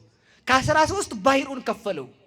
ከዚያ ተመልከቱ፣ እዚያ ባህር መካከል ላይ ውሃው እንዳይንቀሳቀስ ባለበት ካጸናው በኋላ መርከቡን ተመልከቱ በደረቅ ላይ ተነስቶ ወደሱ እንዲመጣ አዘዘው ይላል። ነፋስ ሄዶ ተመልከቱ መርከቡን በደረቅ ላይ ተጭኖ በደረቅ እንዲሄድ አደረገው። የቅዱስ ጳውሎስ አምላክ ስሙ የተመሰገነ ይሁን። ድንግል ማርያም ስትኖር ይህ ይቻላል። መርከቡን በደረቅ በነፋስ ላይ ወሰደው። ከዚያም በኋላ ተመልከቱ መጨረሻ ላይ ምን አደረገ መሰላችሁ? ሰዎቹን ሰበሰበና ካጠመቃቸው በኋላ ተመልከቱ ባህሩ መካከል ላይ 4000 ክንድ የሚሆን ቤተ መቅደስ ቁመት ያለው መቅደስ ባህሩ መካከል ላይ ሰራላቸው። በማን ስም በሉ? በእመቤታችን ስም በሉ እንጂ በማን ስም ተሰራ? ባህሩን ቤተ መቅደስ እንዳያፈርስ ገዝቶ አቆመው። ከውሃ ያነሱ ሰዎች ናቸው ዛሬ ቤተ መቅደስ የሚያፈርሱት። ከውሃ ያነሰ ሰው አታውቁ? ውሃ ተገዝቶ ሲቆም ሲሰማ ሰው ቤተ ክርስቲያን ያፈርሳል ማለት ነው። እግዚአብሔር ከሁላችን ጋር ይሁንልን። ስለዚህ እንዲህ አድርጎ እነዚያን ሰዎች አሳመነ። ተመልከቱ 18,000 ወታደር ካሳመነ በኋላ ከተማ ውስጥ ገብቶ ሁሉንም አጠመቀና አምላክን አሳወቃቸው። ከዛ በኋላ ለጣዖቱ መስዋዕት ሊያቀርቡበት ባሉ ቀን እግዚአብሔርን አምልከው ዋሉ። ማንን ስለያዘ በሉ ንገሩኝ እንጂ የድንግል ማርያም ውሃ ከጦር ይበልጣል። እሷን የሰጠን እግዚአብሔር ይመስገን በሉ። እግዚአብሔር ይመስገን በሉ። ማን ይመስገን? ማን ይመስገን? ማንን የሰጠን? እሷ ምርኩዛችን ናት። ስለዚህ ሁሉም ከሃዲ ሰይጣን እሷን እንዲጠሏት የሚያደርገው እንዳይድኑ ስለሚፈልግ ነው። ሁልጊዜም እሷ ከልባችን እንድትወጣ እሷን በስዕሏም ሆነ በሌሎቹ በምናምናቸው ንዋየ ቅድሳት ላይ ችግር እንዲፈጠር የሚያስነሳቸው ከድህነታችን እንድንወጣ ስለሚፈልግ ነውና ድንግል ማርያምን እስከምንሞት አንተዋትም በሉ። እስከ ድንግል ማርያምን በሉ ቃል ግቡላት። እመቤቴን አዛኝን ከልቤ ነው የምላችሁ። አንድ ነገር ብቻ ቃል ከገባችሁ ድንግል ማርያም ትሰማለች። ሌባ ሁን ከፈለገ የፈለግከውን ሁን፣ እሱ አይደለም ችግሩ። ለንስሐ ሳልበቃ እንዳትገልይ ብሎ የተሳለም ዲያቆን ነበር። አካሉን ቆራርጠው እጅግሩን ለብቻው አድርገውት ለምን አትሞትም አንተ ሰው ጠንቋይ ነህ ሲሉት ምን አላቸው? ድንግል ማርያም ንስሐ ሳልገባ ነፍሴ ከስጋዬ እንዳትለይ ብያታለሁ አላቸው። ከዛ መጨረሻ ላይ አሁን ምን እናድርግልህ አሉት። ቄስ አምጡ ልናዘዝና እሞታለሁ አላቸው። ቄስ አመጡ። ለቄሱ እንዲህ ሰርቻለሁ፣ እንዲህ ሰርቄያለሁ፣ እንዲህ አድርጌያለሁ ብሎ ተናዞ ንስሐውን ሲጨርስ ነፍሱ ከስጋው ተለይ። ከድንግል ማርያም ጋር ቃል ኪዳን ገብተን መንግስተ ሰማያትን እንድንወርስ እግዚአብሔር ይርዳን። አንድ ነገር ልናገራል። 5 ደቂቃ ፈጅቼ አንድ ብቻ ያው ሰዓት የለኝም ከዚህ በኋላ ማለት አንድ ነገር ብቻ ማለት ነው። እስኪ በሉ እባብ በሉ እንጂ በደንብ ብዙ ነገር ይሄ ነገር ያስነገራል። በተለይ መናፍቃኑ ብዙ ነገር ሲተቹ ነበር አይደል? በተለይ ይሄን አባቶቻችን የሚይዙት በትረ መስቀል አለ አይደል? ጳጳሳቱ ፓትርያርካችን እባብ አለበት በትረ መስቀሉ ላይና ስለ በዛ ሁሉ ብዙ ትችት ያመጣሉ። ግን እኛ ተመልከቱ እነሱ አወሩ ብለን ስናወራ አንውልም። ባጭሩ የሚጠቅመንን አንድ ነገር ብቻ ልናገር። ሁለተኛ እስኪ በሉ እባብ በሉ ነድፎ ይጮሃል። እባብ መንደፉን የምታውቁት ነድፎ ደግሞ ይጮሃል። ችግሩ ነክሶ ደግሞ የሚጮኸው ደግሞ እሱ ነው መልሶ ማለት ነው። እሱ ይነክሳል፣ እሱ ይጮሃል። ሁለተኛው ነክሶ የሚጮህ እባብ የተባለው ሰይጣን ነው። በነገራችሁ ላይ በደንብ አድርጋችሁ ያዙልኝ። ሰይጣን እባብ ሲባል ክርስቶስም እባብ ይባላል። ሎቱ ስብሐት። ምሳሌውን ስላላወቃችሁት ነው እንደዛ ያልኩት። ቅዱሳንም እባብ ይባላል አይደል? ያው እባብ ሁኑ አለን አይደል? ጌታ አላለንም እንዴ? በሉ እንጂ እባብ ሁኑ አለን እኮ አይደል? ሰይጣን ደግሞ እባብ ነው። ተመልከቱ፣ ያ የቀድሞ ዘንዶ አዳምን ያሳሳተው ነው ይላል አይደል? ራዕየ ዮሐንስ ላይ ደግሞ ዘንዶው ሴቲቱን ተከተላት ይላል። የሴቲቱን ዘር መሬት ድርሻዋ ምንድን ነው?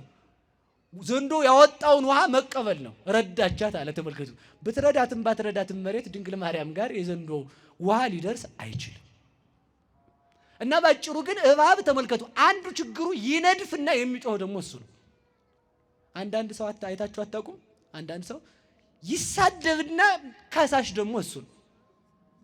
አንዳንድ ሰዎች ሰዎችን አጣልተው አስታራቂዎች ሽማግሌ ደግሞ እነሱ ናቸው። እንደዚህ አይነት እባብ እንደ ጲጥፋራ አይደል? ዮሴፍን ና ከኔ ጋር ተኛ አለችው። አይቻልም አይቻልም ማለት። ከዚያ በኋላ ልብሷን ቀደደችና አይሪ ልድፈርሽ አለኝ። ና ተኛ ያለች እሷ ናት። ደግሞ እሪ ደግሞ ሊደፍረኝ ነው ያለች ደግሞ እሷ ናት። ተመልከቱ። የእባብ ጩኸት አስቀድሞ መሰማቱ አይቀርም። በዓለምም ላይ ተመልከቱ፣ በዓለምም ላይ በየትኛውም ዓለም ላይ አስቀድመው ኦርቶዶክስ ነክተው አስቀድመው እነሱ የሚጮሁት እነዚህ እባቦች ናቸው። አስቀድመው ይነኩናል። አስቀድመው ከነኩን በኋላ አስቀድመው ደግሞ እነሱ ይጮሃሉ፣ እኛ ሳንነሳ ማለት ነው። እነዚህ የእባብ ዘሮች ናቸው። እግዚአብሔር ከባብ ይጠብቀን። አንዳንድ ሰው አላያችሁ? ሰውን ይገል ይቀብርና ቀበሌ ሄዶ ለፖሊስ ሪፖርት ያደርጋል። እገሌ የሚባለው ዘመዳችን ስለጠፋ እንዲያፋልጉን ይላል። ገድሎ ቀብሩ እኮ ነው ራሱ ማለት ነው። እንዲሁ እኮ አስቸጋሪ ነው እባብ ማለት ነው። ያ ነው እባብ የሆነ ሰው አለ። ሰይጣን ብቻ አይደለም እባብ ማለት፣ እባብ የሆነ ትውልድ አለ ማለት ነው። እየሰማችሁ ነው? አንዳንድ ደግሞ አሉ ሀገሩንም ከሀገር ሰውንም ከሰው አጣልተው ከዛ ደግሞ ሽማግሌ እሳቸው መካከል ጉብ ብለው ሽማግሌ እባብ ምን ችግር አለበታል? አረ እየሰማችሁ ነው ብዬ አስባለሁ። ተመልከቱ፣ አስቀድመው ነድፎ ተመልከቱ። በዚያ እንደገና የሚጮህ አንዳንድ አባቶቻችን በትውፊት ሲነግሩን ምን ይላሉ መሰላችሁ?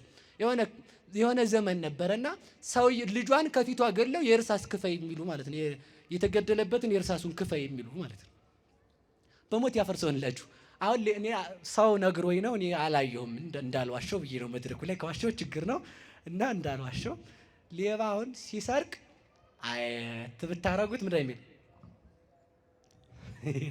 ይላል ማለት ነው። ብትናገሩስ ያው ችግር የለውም። እሱን እዛው ተናገሩና እዛው ትርጓሜውን እዛው ታገኙታላችሁ ማለት ነው። ረፍ ማለት ነው። ቆይ እኛ ሌባውን ሲሰርቅ መናገራችን ነው ችግሩ? ሌባው መስረቁን ነው ማቆም ያለበት ነው። ሲሰርቁ ስላየናቸው ብቻ ጥፋታቸውን ስንናገር እኛን ለማጥፋት የሚነሱ ክፎች እባብ አሉ ማለት ነው። ለዚህ ነው እባብ የሚባሉት። አርፎ መቀመጥ ነው ወይንስ ክፋታቸውን ስንናገር ማጥፋት ነው? ታው ይላል። ከተናገርክ አንተን ይመታል ማለት ነው። ጥፋተኛው ማን ነው? እባብ ነው ጥፋተኛው። ሌላ ማን ሊሆን ይችላል? እና ከእባብ ባህሪ እግዚአብሔር ያውጣን። አሜን በሉ። ተንኮላችሁን የሚናገረውን ሰው ምን ለምን የምታጠፉት አስቀድማችሁ? አሃ እንደዚህ አላረክም በዚህ ቀን ቆይ እንተያያለን። ባለሀብት እኮ ተመልከቱ። አሁን ድሃ ምስኪን ድሃ እናቴ ባለሀብት ከተጣላ ሲፈራ ነው የሚያድረው። ማታ ምን ይታወቃል አጠጥቶ እንዲያ ቢያደርገኝ ብሎ እኮ ተመልከቱ። አይታወቅም። ባለስልጣን ከተጣላ ይቅር በለኝ ትላለህ፣ ፈርተን ቢሆን ማለት ነው። ድሃ ከተጣላ ምን ያመጣል እባክህ? ደግሞ እሱ እባብ ነህ አንተ ማለት ነው። ተመልከት እንግዲህ። እና እግዚአብሔር ከእባብ ባህሪ ያውጣን። አሜን በሉ እስኪ። እግዚአብሔር ከእባብ ያውጣን። እንደ እባብ ብልህ ሁኑ እስኪ በሉ። እንደ እባብ በሉ። ትምህርቴን በዚህኛው ልጠቅልለው ብዬ ነው። በዛኛው አድርጌ ከምጨርሰው በዚህ ልጨርሰው። እንደ እባብ በሉ። ምን ሆኖ እንደ እባብ ብልህ መሆን ምንድን ነው? እሱን ብቻ ነው የምነግራችሁ። እንደ እባብ ብልህ ሁኑ ማለት አሁን እንዳልነው ሰውን ንደፉ ማለት ነው አይደለም። እንግዲያውስ ተመልከቱ፣ እባብ ሁኑ ማለት ሰውን በመርዝ ጨርሱት ማለት ነው አይደለም። ተመልከቱ፣ ካልተረጎሙት ከየት ያመጡታል መናፍቃኑ? እንደ እባብ ብልህ ሁኑ ማለት ተመልከቱ፣ እባብ ራሱን እንደማያስመታ ተመልከቱ፣ እናንተም ራሳችሁን ጠብቁ ማለት ነው። እስኪ በሉ ራሳችሁን በሉ። ምን በሉ? ራሳችሁ ምንድን ነው? እናንተ የኛ ራሳችን ምንድን ነው? ራስ ሃይማኖት ነው። እስኪ በሉ ራስ በሉ። ምንድን ነው ራስ? እባብ ተመልከቱ፣ ራስ ውስጥ ካልተመታ ወገቡን ብትቀጠቅጠው አይሞትም። አንዳንድ ሰው ይላል ቁጫጭ ገለዋል ይላል። ጌታ አይገለውም። እሺ ቁጫጭ ይሄን በደንብ ወቅ። ከምላሱ መርዝ አውጥቶ ሰውነቱን ይፈውሰዋል። ሰውነቱን ስለሚያድነው ተመልከቱ፣ ራሳችሁን ጠብቁ። እባብ ተመልከቱ፣ የመጀመሪያ ከቤቱ እንደወጣ ሰው ድንገት ካልደረሰበት ድንጋይ ላይ ሆኖ ግራና ቀኝ ያያል። ግራና ቀኝ አይቶ ሰው አለመኖሩን ሲያረጋግጥ መንገድ ይጀምራል። ግራና ቀኝህን አይተህ ሂድ። ቀኝ ወንጌልን እያየህ በግራ ያለውን ኃጢአት ደግሞ እንዳያጠፋ እየተመለከትከው ሂድ። ከዚያ ተመልከቱ፣ አንተ ላይ መከራ እንኳን ቢመጣ ራስክን አትስጥ ነው። እስኪ በሉ ራስክን በሉ አትስጥ። እስኪ አሁን ሰው የሚሞተው እባብ የሚሞተው ምኑ ሲመታ ነው? በሉ እንጂ ንገሩኝ። በሞት ያፈርሰውን ለእባብ ያስተማረው ሰው አለ? ራስህ እንዳይመታ ብላ ነግረው ይሆን? እኔ አላቅም። የነገረው ሰው ካለ ልትነግሩ ትችላላችሁ። ማንም የነገረው የለም። እግዚአብሔር ተመልከቱ፣ ወደ እባብ እንደ እባብ ብልህ ሁኑ ሲለን ራሳችሁን ራስ ክርስቶስ ነው። ክርስቶስ ደግሞ ሃይማኖት ነው። ሃይማኖታችሁን እስካላጣችሁ ድረስ የሚያጠፋችሁ የለም ማለት ነው። እስኪ በሉ ሃይማኖታችሁን በሉ እስካላጣችሁ። እሺ ሃይማኖት ለሆድ አይሸጥም። ሃይማኖት ተመልከቱ ከሁሉ በላይ ነው። ሃይማኖት ሀገር አይተካውም። ዘራችን ሃይማኖታችን ከዘራችን መብለጥ አለበት። ሃይማኖታችን ከክብራችን መብለጥ አለበት። ሃይማኖታችን የምንደራደርበት አይደለም። አስፈቅደን እስካላመን አስፈቅደን አናመልክም። እውነቴን ነው የምላችሁ። አስፈቅደን እስካላመን አስፈቅደን አናመልክም። እባብ የሚሞተው ራሱን በተመታ ጊዜ እንደሆነ ክርስቲያን የሚሞተው ሃይማኖቱን በካደ ጊዜ ነው። እስኪ በሉላችሁ ክርስቲያን የሚሞተው በሉ መቼ ነው? ንገሩኝ እንጂ ሃይማኖትን መያዝ ነው። እንግዲህ እንደዛ ከሆነ እባብ የሚፈራት በትር የተባለችው ሃይማኖት ናት። ሃይማኖት ካለ ሰይጣን ይፈራል። በቃ አለቅ። እግዚአብሔርን ካመንክ አንተ ከሰይጣን ጋር ህብረት የለህም። ስለዚህ ተመልከቱ ሃይማኖትን መያዝ እንደምን ያለ መታደል መሰላችሁ። ስለዚህ ተመልከቱ ራስ በሐዋሳት ላይ ተመስርቶ ይኖራል። የራስ ተመልከቱ ሐዋሳትን እንደሚመራ የሃይማኖታችን መሪ ክርስቶስ ነው። ራስ ክርስቶስ ነው። አንገት ሃይማኖት ነው። እጅ ተመልከቱ ዲያቆናት ናቸው። እግር ምእመናን ናቸው። አይን ካህናት ናቸው። ከንፈር ተመልከቱ ከንፈር ሊቃውንተ ቤተ ክርስቲያን ናቸው። ጸጉር ደቀ መዛሙርት ናቸው። ራስ ላይ የበቀለውን ጸጉር ቅጫም ሲያበቅል ፎረፎር ሲይዝ መድኃኒቱ መላጨት ነው፣ አንገት መቆረጥ ነው። የትኛው ነው መድኃኒቱ? መላጨት፣ አንገት መቆረጥ። በሉ ንገሩኝ። በሞት የመጨረሻዬ ነው። መላጨት፣ አንገት መቆረጥ። ኧረ ንገሩኝ። የቅጫማም ጸጉር አለ ፎረፎራም ማለት ነው። አረ ፎረፎራምን ጸጉር መድኃኒቱ ዝም ብሎ ከስር ሙልጭ አድርጎ መላጨት። ያ ማለት ምን ማለት ነው? ቤተ ክርስቲያን ላይ ተተክለው ክህደት የሚያፈልቁ እስከ ላይኛው ማይረግ እንኳን ቢሆኑ እነሱን መድኃኒቱ መላጨት ነው ማለት ነው። ገብቷችኋል? ያን ቅማላሙን መላጨት፣ ጸጉሩን ልጭት ስታረጉት አዲስ ይወጣል። በቃ ራስ ላይ ጸጉር ስለወጣ አንገቴን ነው የምቆረጠው። እስኪ በል ተቆረጥ ይለይልህ። እስኪ በል ተቆረጥ ማለት ነው ከፈለክ። ሃይማኖቴ ውስጥ አንዳንድ ክፉ ሰዎች ስላሉ እኔ ልክድ ነው። እስኪ በል ከተጠቀመህ ካድ፣ ከጠቀመ ማለት ሌላ እምነት ካለ የለም። በአካል ላይ አንድ አንገት ነው ያለው፣ አንድ ራስ ነው ያለው።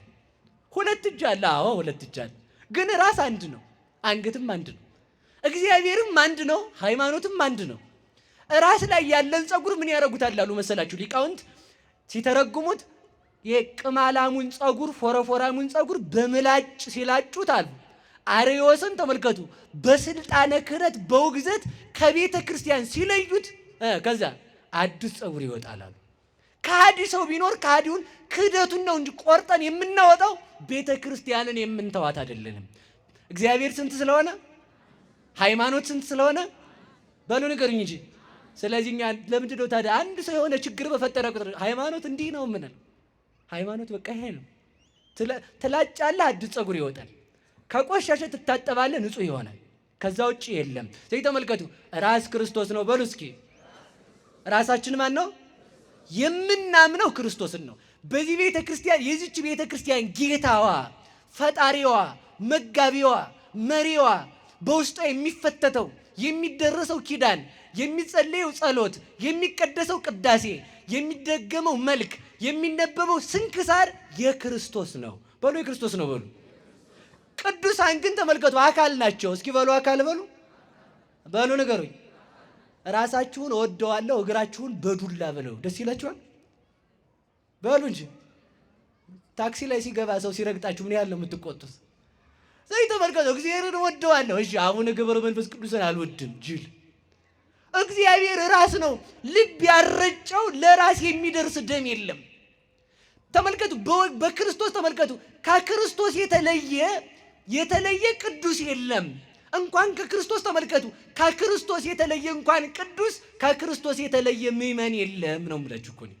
እንኳን አቡነ ገብረ መንፈስ ቅዱስ አንድን ሰው መስደብ እግዚአብሔርን መስደብ፣ አንድን ሰው መጥላት እግዚአብሔርን መጥላት፣ አንድን ሰው ማዋረድ እግዚአብሔርን ማዋረድ፣ አንድን ሰው መስደብ እግዚአብሔርን መስደብ ነው። ተመልከቱ። እንኳን ማንን በሉ እንጂ ንገሩኝ፣ እንኳን ማንን። ስለዚህ መናፍቃኑ የተሳሳቱት ኢየሱስን እንወደዋለን፣ ቅዱሳንን አንወድም። ክርስቶስ ራስ ነው።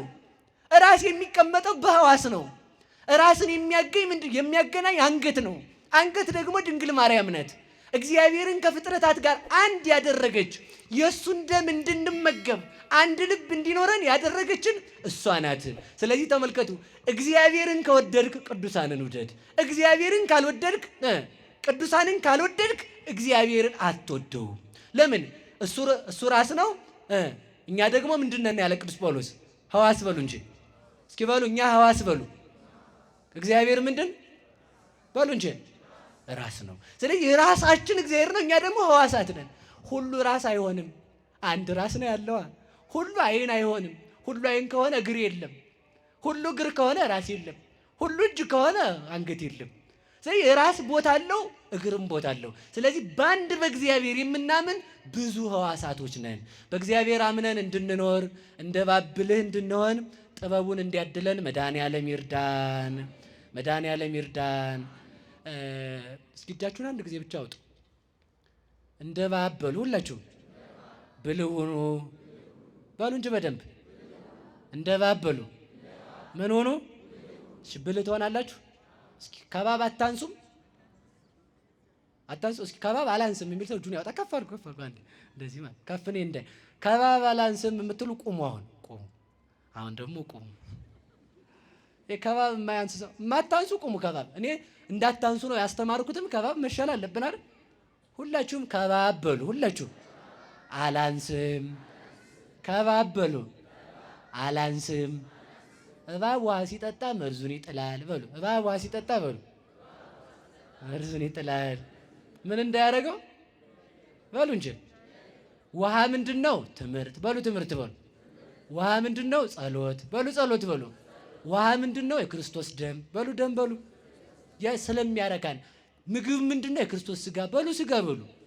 እባብ ሲጠጣ ምኑን ይጥላል በሉ እንጂ። በሉ እንጂ በሉ። አሁንም መርዛችሁን ትጥሉ ትይዙ፣ ትጥሉ ትይዙ። አዛኘን እስኪ መርዜን እጥላለሁ የምትሉ እንግዲህ የሁሉ ሰው መርዙን ጥሎ ሊሄድ ነው ዛሬ ማለት ነው።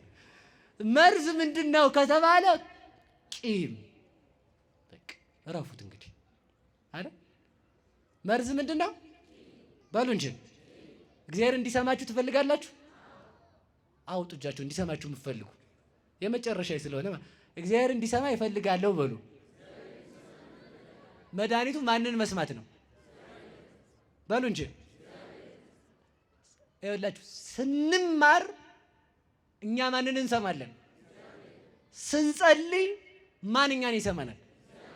ስለዚህ ምን ለማለት አትቸኩሉም። በሞቴ ቆይ እሱን አይደለም ያልኩት። ቆይ እንዳታበላሽብኝ ነገር ብዬ አሁን እንኳን አውጡ፣ ችግር የለውም አውጡት፣ አውርዱት አላልኩም። እግዚአብሔር 3 ሰዓት ዘርግቶ አይደል ብትዘረጉ ምን ችግር አለው? አሁን የከተማው ሰው እንዳይጨንቀው እየተባለ በወንበር ነው የምትቀመጡት ሁሉ አይደል? መሬት ላይ ነበር ማስቀመጥ ማለት ነው። ለምን? ክብር እንድናገኝ ብዬ ነው። እሺ ንቄያችሁ አይደለም፣ እግዚአብሔር ይቅር በሉኝ። እሺ ስለዚህ ተመልከቱ፣ ስንማር ማንን እንሰማዋለን? ስንጸልይ ማን ይሰማናል? እግዚአብሔርን ስማይ ከማለት ማንን መስማት ነው ጥሩ? በሉ ንገሩኝ እንጂ። አሁን እዚሁ እንዳላችሁ ከዛሬ ጀምሮ በሉ ሁላችሁ እግዚአብሔርን እሰማለሁ። ማንን ትሰማላችሁ? ማንን ትሰማላችሁ? ማንን ትሰማላችሁ? እዛው ላይ ቂም አሁን የሌለበት ሰው አለ? እስኪ ያላችሁ ሰዎች አውጡ። እኔም ያው በዚህ በሚዲያው ፊት ሁሉ ይቅር በሉ ብያለሁ። የተጣላችሁ ምናልባት መላሴ ለፍላፊ ናት ያስከፋችሁ ሁሉ ማለት ነው። እናንተንም ብዬ ነው። እሺ እስኪ አውጡ ያለባችሁ። ስለዚህ መርዛችሁን እዚሁ ላይ እንዳላችሁ ስልካችሁን ኋላ አሁን አወጣችሁ ጸሎት ከተደረገ በኋላ ስለ እግዚአብሔር ብለህ ይቅር በለኝ ትላላችሁ። እሺ በሉ እሺ በሉ። ይቅር ካላላችሁ እናንተ አይመለከታችሁ።